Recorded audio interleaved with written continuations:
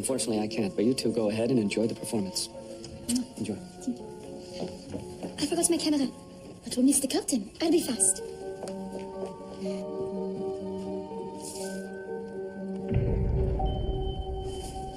4 floors, please.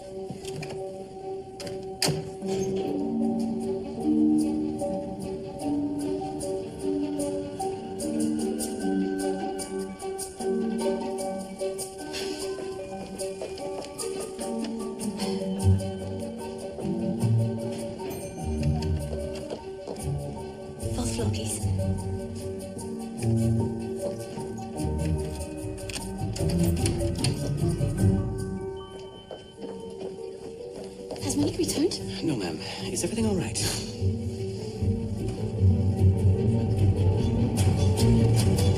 Monique Poirier, age 23, vanished shortly before 8 p.m. last night. She's here from France, or visiting her sister Sophie. Sophie's husband, Roger Dalewood, is the hotel owner. The Dalewoods live in suite 409.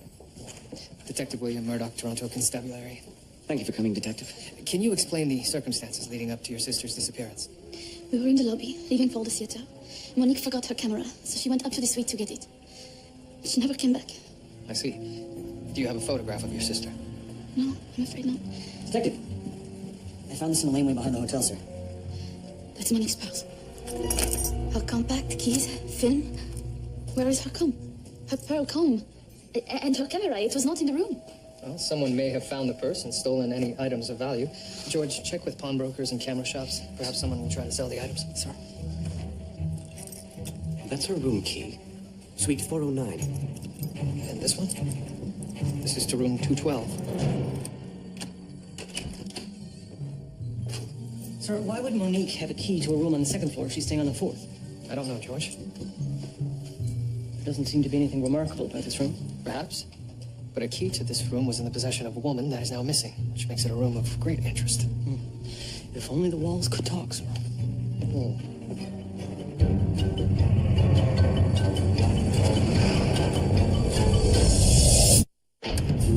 George, please have Monique's film developed.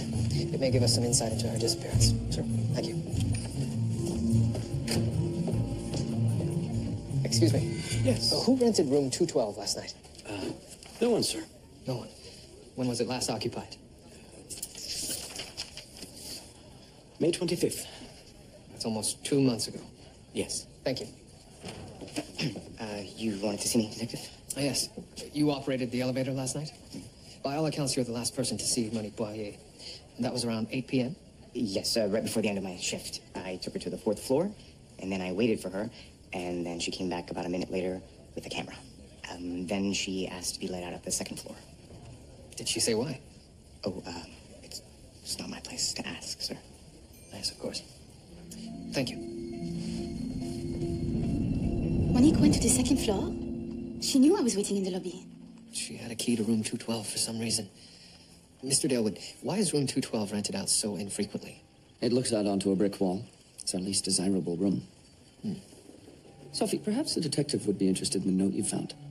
I'm sure it's nothing. There was a man Monique met on the train from Montreal. Somehow he had the notion that he should call on her. But Monique made it very clear she wanted nothing to do with him. And what was his name? I believe it was David Delatran. Delatran? What kind of bloody name is that? Is he another garlic eating Frenchie?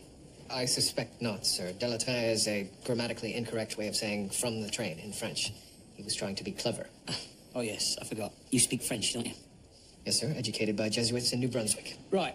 So this David was trying to be clever. I can see why she sent him away. In his note, he cryptically lists his address as number 23 on the street of willow trees. There's the Willow Avenue in the beach. Yes, sir. I had it checked. It's owned by an elderly couple. No David. What about this hotel room, 212? Maybe our missing young lady went there to rendezvous avec David. It's a possibility. Is he here? Excuse me, madam. Sir, I've developed the film we found in Monique's purse. Inspector Thomas Brackenreed. Pleasure, once again. Isaac Lowe. Isaac. Yes, of course. We met at... The policeman's charity ball. Yes. I was slightly my cups that night. Yes, well, you gave one hell of a speech. Impromptu as it was, you made a favorable impression on some very well-appointed people. Well, it's nice of you to say so. What can I do for you today? I have a proposition for you, Inspector.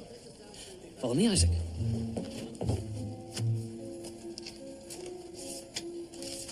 It would seem Sophie was taking Monique on a tour of the city. Yes, but unfortunately, the camera was never turned on Monique. It would be helpful if we had a photograph to distribute to the other stations. Here we are at the hotel, sir.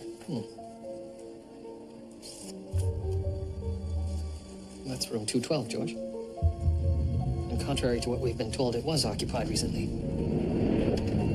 I followed a man up here, sir. He went into 212 using a key. And you have no idea who he is? No, sir. He's been skulking around the hotel asking about Monique.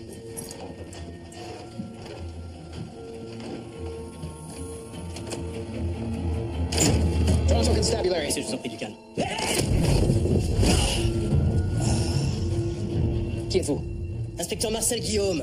Sécurité de Paris. Now, get this petit singe off from me. Get this what off me? He just called you a little monkey, George. Not just him. You too, monkey. Je suis l'inspecteur William Murdoch, monsieur. Vos papiers, s'il vous plaît. Let's do English, please. Allow me the chance to massacre your language. What are you doing here? I'm commissioned by Monsieur Pierre Poirier to investigate the vanishing of his daughter, Monique. But she only disappeared yesterday. How could you possibly know? I was in Montreal for a conference on international police cooperation. And it's clear to me now there is much work to do.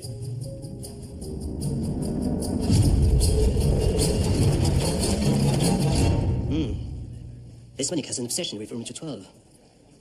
What did you find there, Monsieur Murdoch? Nothing in room 212. But this was apparently written by a persistent admirer, and we've determined that he does not live at 23 Willow Avenue.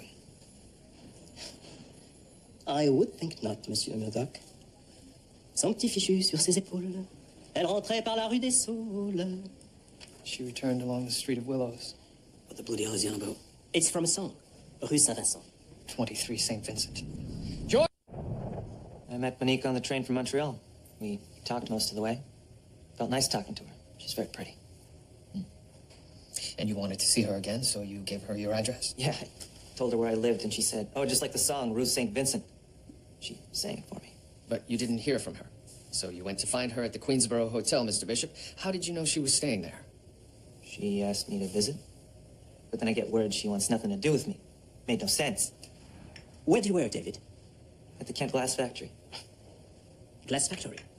And you think a man like you would interest a woman like Monique? She's from a good family. She confided in me. What about? She was worried about her sister. Ever since she moved to Canada, Sophie's letters to Monique seemed detached. She thought the marriage wasn't working out. And when was the last you saw of her? At Union Station. I saw her meet with Sophie, but it seemed cold. They didn't even hug.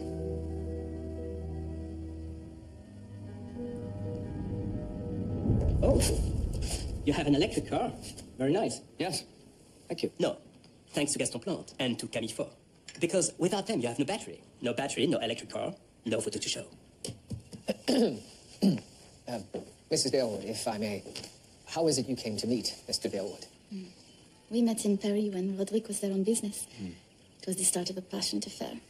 We later exchanged letters, and within months, I proposed by telegram. How's that for modern romance? I sailed for Canada 2 weeks later. That was last December.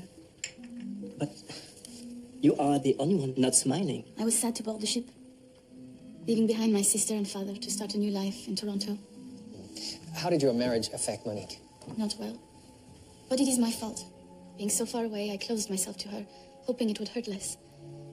May I see her letters to you? Oh, forgive me.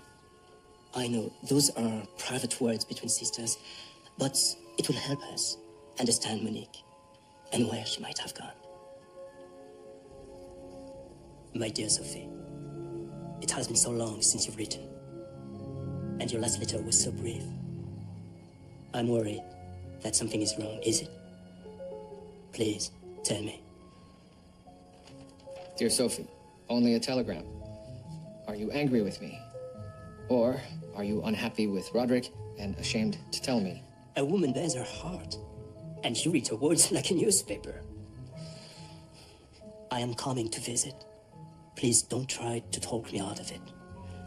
I love you, and I must see you. Well, whatever her concerns were, they seem to have been allayed. By all accounts, their visit brought them closer together. She probably didn't just run away. Enfin, je sais pas. Bon. Évidemment, vous êtes fatigué, alors on reprend demain? Yeah.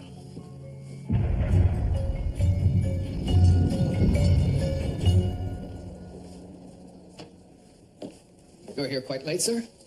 Just weighing up my options, Murdoch. I've been asked to stand as candidate for alderman in the next elections. How about that? Indeed. My backers have deep pockets. They're looking for someone to uphold our shared values, etc., etc. And what's their agenda? Agenda? I assume they're looking for a man of law and order to clean up this city. What else do they want, sir? Well, what else could there be? That's a very good question. Excuse me. I need to see the detective. It's very important that I... Excuse me. Detective Murdoch, I saw her, Monique, in East End. She was on the corner of Queen Street and Broadview. Are you quite certain it was her? I mean, her hair was blonde and her clothes were different, but I'm sure it was her.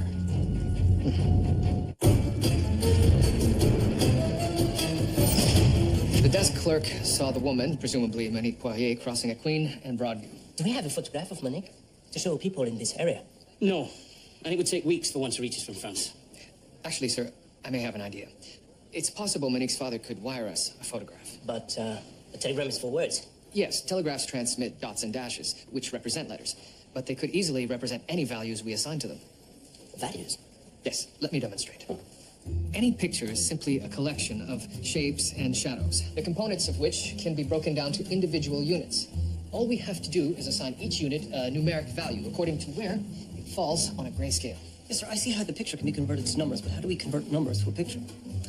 We paint in each square or unit. How many do we need? 80 squares across and down should suffice. Sir, that would be a total of... 6,400 squares. Each square painted at a rate of approximately 10 seconds a square. That would amount to 20 hours of painting. George, perhaps Constable Higgins should assist you on this. An excellent idea, sir. Inspector Thomas Brackenreed, this is Edwin Drury. Mr. Drury heads the consortium of individuals who will be financing your campaign. Pleased to meet you. Isaac says you're a man with personal appeal, a man who can win elections. What we need to know is what kind of alderman you'll make. A good one, I hope. I keep abreast of the issues.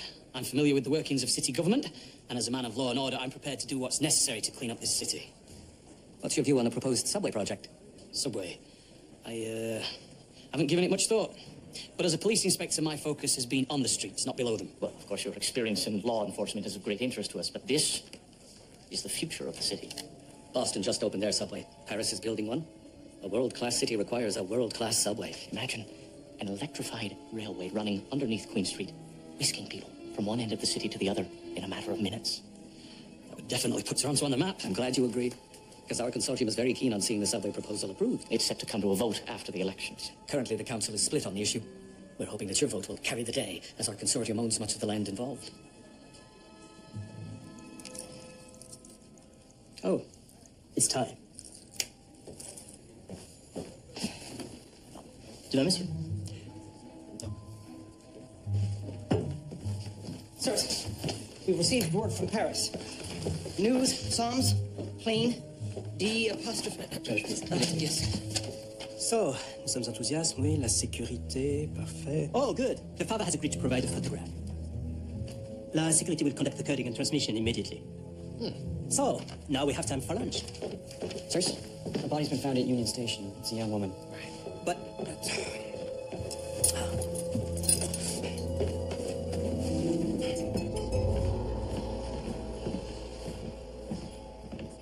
At first we thought it was a dead rat, but then we noticed the stench was coming from his trunk. That smells like sulfuric acid. Inspector Guillaume, Dr. Ogden, our coroner. Maman, I'm very impressed. That a woman can be a doctor. That a doctor can be so beautiful. Well, decay has begun, obviously. I'd say she's been dead for at least 48 hours. Someone tried very hard to conceal her identity. She had beautiful hair, though. According to her sister, Monique has dark brown hair.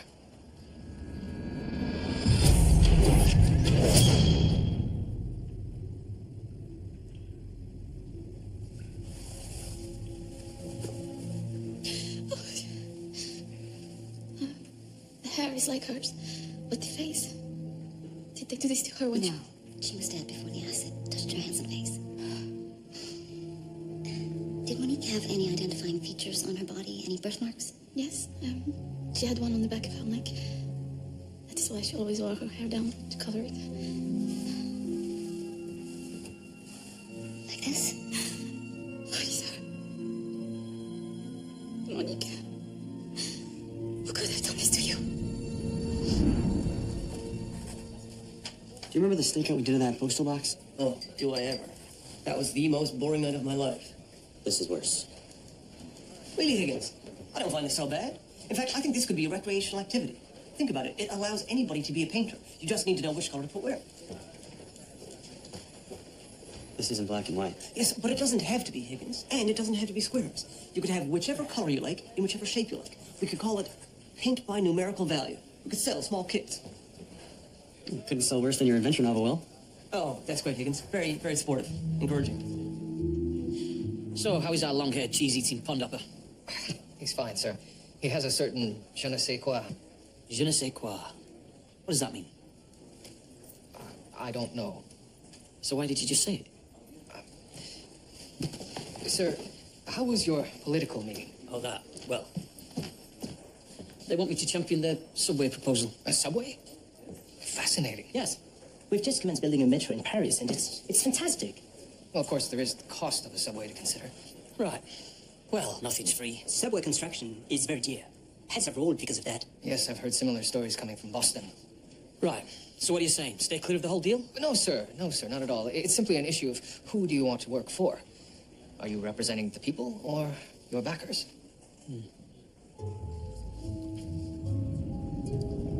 Death was by strangulation, possibly garroting with a piece of cloth. Curiously, her stomach and small intestines were empty. She hadn't eaten in days. She also has urine burns in her pelvic area. Suggesting she was tied up for a prolonged period of time. Very cruel.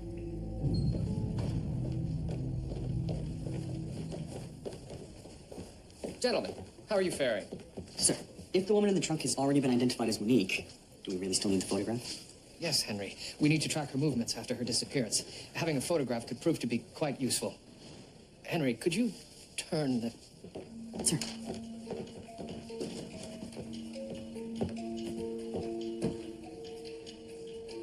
I see two shapes. Yes, their father gave Securite Perry a photograph he had taken on their estate of both Monique and Sophie. It was the most recent photograph he had of Monique. I see. Thank you, George. Carry on. So, also, Constable Worsley telephoned. They traced the trunk. A porter picked it up early yesterday morning from Queensboro. Thank you, George. Shall we?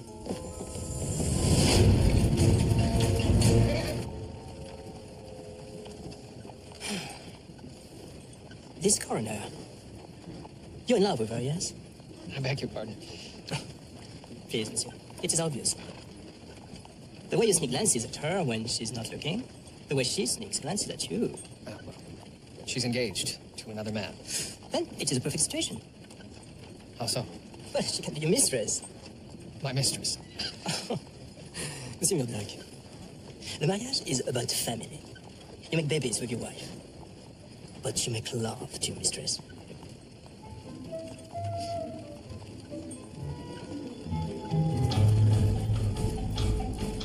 We received a telegram asking us to bring the trunk down into the lobby.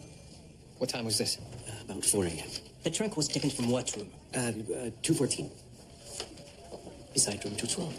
Yes.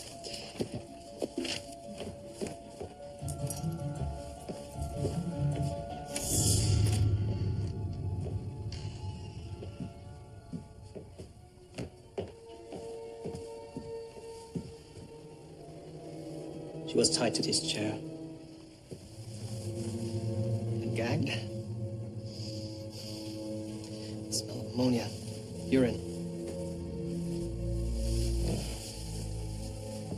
The murder weapon, perhaps.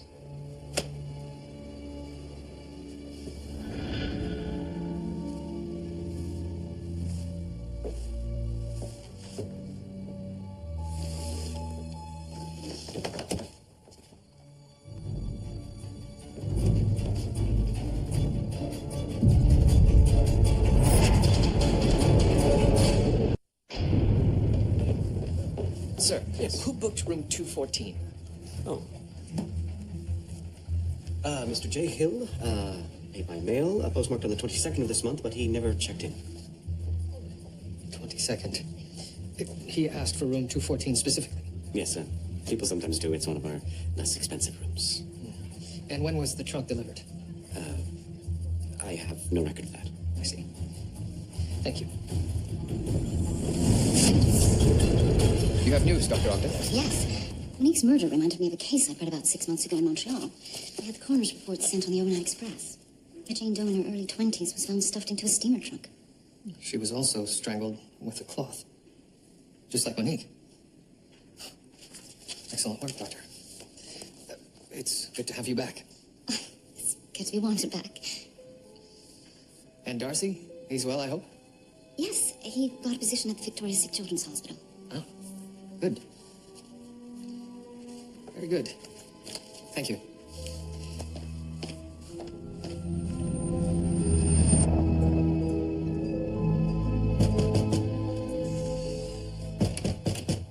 Oh, sorry. Sorry, I didn't get much sleep last night. Did you get my message about the unknown woman discovered in Montreal? Oh, yes. Jane Doe. Yes. But I'm confused. How can she be unknown if you know her name? Ah, no, Inspector. Jane or John Doe are names given. Will I see his name? Well, it will depend on my case, Jay. But perhaps we'll have dinner.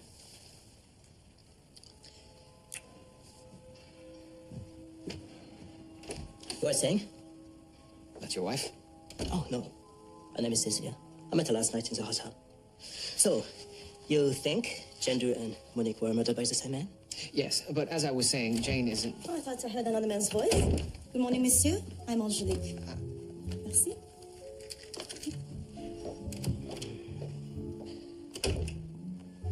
You met her in the hotel last night as well? Oh, no. That is my wife. I've seen it before. Men who kill women like this, they're usually pathetic men, infatuated with taking revenge for what they cannot have. And what would that be? Oh, love, of course. Life is a contest. Women are the prize. But some men just try too hard. Men like David Bishop? Yes. Well, is recently arrived from Montreal. Jane Doe is from Montreal. Perhaps he rented out room 214. He wanted to visit Monique, and she rejected him. After she led him to believe she had interest in him, he must have been very disappointed. So, David Bishop lured Monique to room 214. He's done this before. He has his reasons. Inspector, David Bishop works in a glass factory, yes? Yes. To make glass, you need sodium carbonate. To make sodium carbonate, you need sulfuric acid. You went into my apartment? What is all of this, Mr. Bishop? Art. I make hair jewelry. Who makes jewelry out of hair?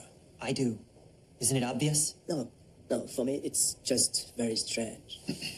This one is dark brown. Yes, it's Monique's. She has beautiful hair. I asked her for a lock. It's what I do. You do this with all your victims?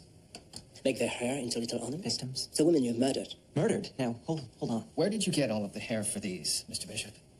From women I've met and from customers. Customers? People who want to preserve the memory of a loved one in a decorative yet tasteful manner. I think they're beautiful. Yes, just like Monique. Monique was beautiful too, no? What do you mean was? Monique's dead. You know very well she's dead. You killed her. Just like you killed that woman in Montreal. I did no such thing. Was she beautiful too? Is that why you killed them? Because their beauty taunts you and you cannot have them?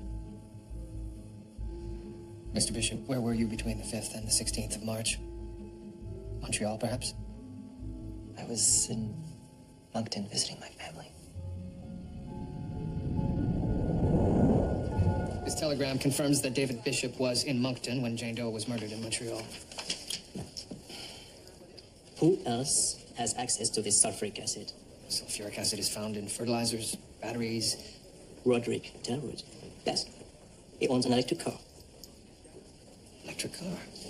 No. What motive would he have for murdering his wife's sister? Monique was angry that Roderick was to marry Sophie.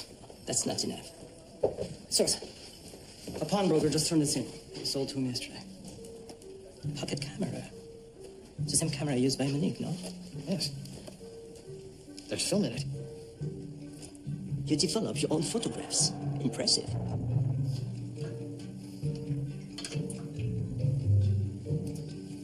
Well, well, well. Sophie's husband enjoying the love that dare not speak its name. It's a crime here, yes? Yes. And by taking this photograph, Monique gave Roderick ample motivation for murder.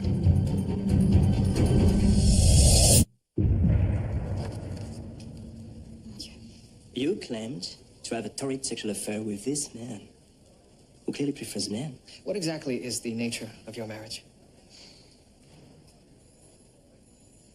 It was an arrangement of mutual interest. He didn't want sexual relations, and neither did I. He placed an ad, and we exchanged letters. So the story of your whirlwind romance was a fabrication? It's what people wanted to hear. Even Monique? Especially Monique.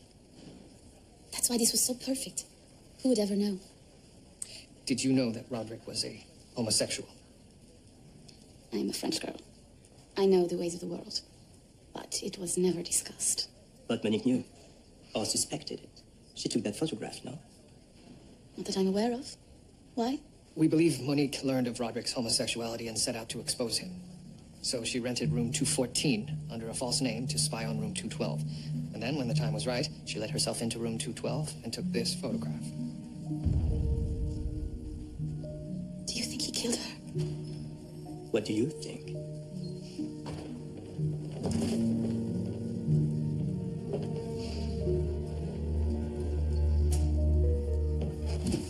You are a homosexual, yes? You hire pretty men who will lie with you for the price of a bottle of champagne. No, please, monsieur. It is always dangerous to lie to the police. But it is stupid to lie about that, which is not an issue. Not at issue? Not at issue? This is not about making love to men. This is about murder. I didn't kill Monique. Did she not let herself into your room, Mr. Dalewood, and take these photographs? Yes. But then what happened? She ran out. Where did she go? I don't know. You didn't follow her? I tried. But as soon as I got my clothes on, she... Please, Mr. Dalewood. That's quite enough. I believe you saw her go into the room next door. The bellboy told us you sent him away. Then I believe you let yourself into room 214 with your master key. No, that's not what happened. We found Monique's purse in the laneway directly below room 214. Why would she throw her purse out the window unless she knew you were coming after her at that moment? Do you know what I believe? I believe Monique is alive. Then who is the girl who was stuffed into a trunk in room 214? I have no idea. All I know is Monique has set out to destroy my life. And she's not finished yet. It is him. Who else could it be? Who else has the motivation and the means? I agree, but there are some inconsistencies. If Monique threw the purse out the window, why did Roderick not retrieve it immediately? He would have needed to bind and gag Monique first. Yes, but whoever stole the camera from the purse did so in a very short period of time. Perhaps we have a witness. We need to speak to that pawnbroker. I've decided not to stand for alderman. At least not this election. Maybe next time. There won't be a next time, you know that. Tell me, Thomas, how do you feel your career has progressed so far? I suppose I've done all right. Thomas, a century from now, when Toronto is a teeming metropolis, a young woman will be whisked effortlessly beneath a crowded street, and she will give silent thanks to the man who made that possible. You, let that be your legacy. You reported that a woman sold this camera to you yesterday. That's right. Big brown eyes, pretty, blonde hair. She lives in a rooming house down on Degrassi Street. You know where she lives? I've watched her go in there a few times. She's the kind of girl the man notices. I was passing through the laneway and saw the purse on the ground. I thought it had been thrown out. I'm not a thief. Of course not. Miss Wiggins, you live on Degrassi Street, yes? You must do your shopping at Queen and Broadview. I do, yes. Why? Vous êtes très jolie. I'm sorry. Miss Wiggins, let's take a little walk to my jail cell, shall we? It was found property. I am not a thief. Monique! I knew it. She has changed her hair, but it is her. I told you she was alive. I've never seen this man before. Who's Monique?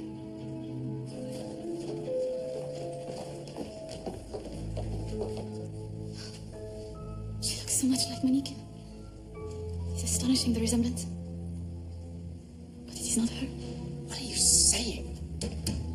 Of course it's her. I would know my own sister, Roderick. You are convinced this woman is Monique? No, I believe the real Monique was murdered, and her body was stuffed in that steamer trunk. This Victoria Wiggins played the role of Monique just long enough for her disappearance and murder to be pinned on Sophie's husband. You are saying Sophie killed her own sister? Impossible, you're wrong. I read the letters. The sisters, they loved each other. There's something else going on here. Then whose body was in the trunk? And why does her hair match David Bishop's jewelry? We do need that photograph of Monique. Yes. Gentlemen, how goes it? It goes, sir. Almost finished. Close enough. Let's have a look.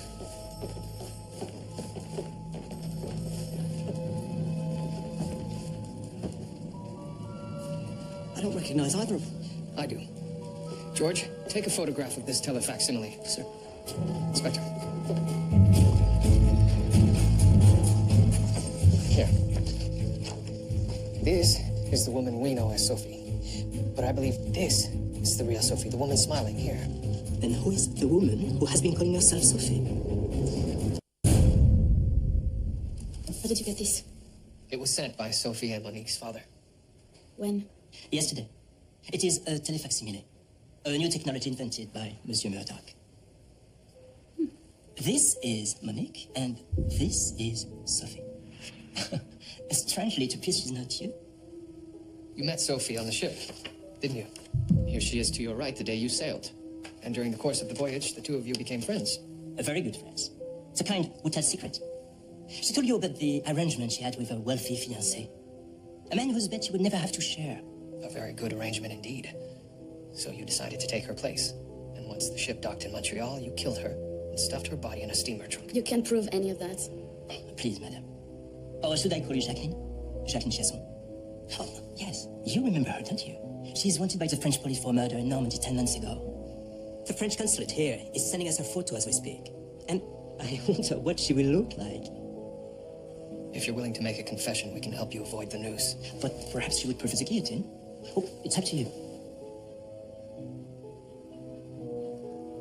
It seems so perfect.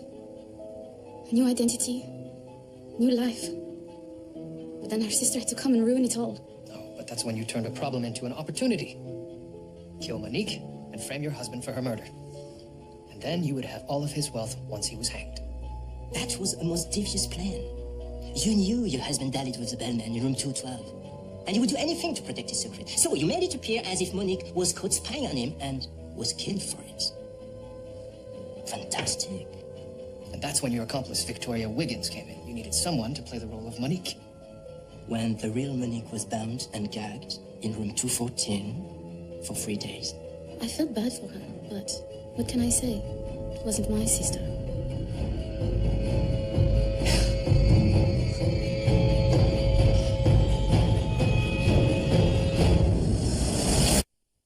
What a remarkable notion, William. You've outdone yourself. You know, sir, I foresee a day when telefacsimiles will be created automatically by a machine. Huge simile machines that would take just minutes.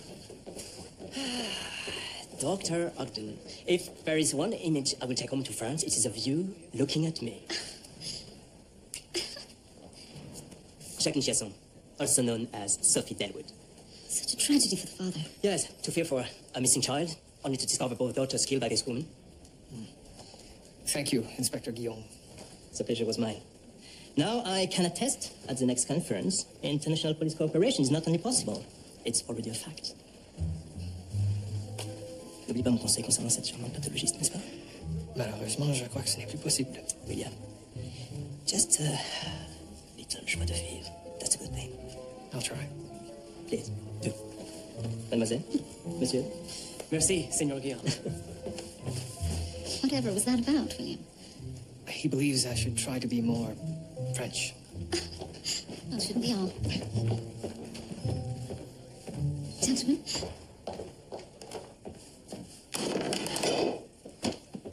Sir, have you made a decision regarding your run for alderman? I've just come from a meeting with the backers. Thought about this subway issue 6 ways from Sunday. And? Well, it's not just the one subway line, Murdoch. They're talking about one up Young Street as well, maybe even one across Bloor.